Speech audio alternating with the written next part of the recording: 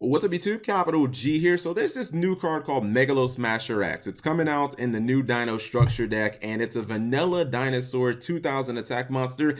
And I kind of looked at this card and I was just like, oh, okay, yeah, we got a new normal 2000 attack. Whoopee, who really cares? I'm probably not going to do a video about this because it's honestly not that interesting. And it took me a while to actually get why this card is so important and why this is actually very, very significant for anybody who's ever played like Dino Rabbit, or if you've been messing around with the new dinosaur support stuff, then you probably have already identified why this card is going to be a pretty big deal. It's because it 100% just replaces Kabazauls as a card in the need for Kabazauls to be in any of these dinosaur type decks. And it's, you know, it basically is better than Kabazauls in every way imaginable. Not only is it a level 4 dinosaur, just like Kabazauls, which means you can go into Lagia and Doka, but obviously it has a much higher attack. One of the most frustrating things for anyone who's ever played Dino Rabbit, especially if you were playing it in the, you know, the heart of the Zexo era, like way back when, the Photon Shockwave type days,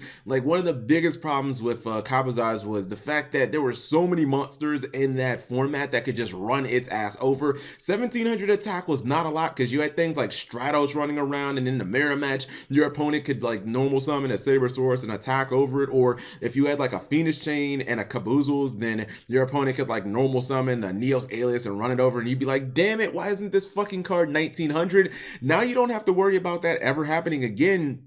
Not only does this guy have way more attack, but you get pretty much all the synergy. Like, one of the good things about Kabazauls, even though it had shitty stats, is it's actually gotten better throughout time because obviously it's a water level 4, which means, you know, you get all the shenanigans with like Norden and going into like Bahamut Shark, getting out the Totally Awesomes and whatnot. So Kabazauls has actually gotten better as Sabersaurus. Really is just kind of it's kind of stayed the same. This card is better than both of those. It's better than Sabersaurus because it has more attack. It's better than Kabazauls because it has more attack and it's water. And I don't know, I didn't realize it at first, but this card is actually pretty significant. I think it's kind of crazy that it doesn't look like a dinosaur at all. It actually looks like it could be a fish or a sea serpent or something weird like that, because it looks like a damn shark or an alligator or something like that. But I just wanted to make a quick video discussing this card and letting you guys know that if you have Kabazauls, you basically are never going to be using it again. It's kind of like toilet paper at this point because this card just kind of replaces it.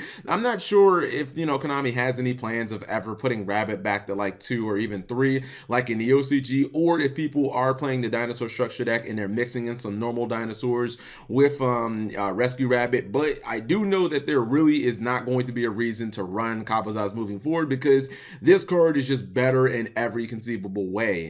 How much the actual 300 attack is going to make, you know, how big of a difference is going to make in like actual competitive play, I'm not sure. But I mean, if you can take 300 attack for free, you always won Yu-Gi-Oh! So anyways, just a little bit of information. Thank you guys for watching. As always, if you enjoyed the video, give it a big thumbs up and subscribe if you have not already.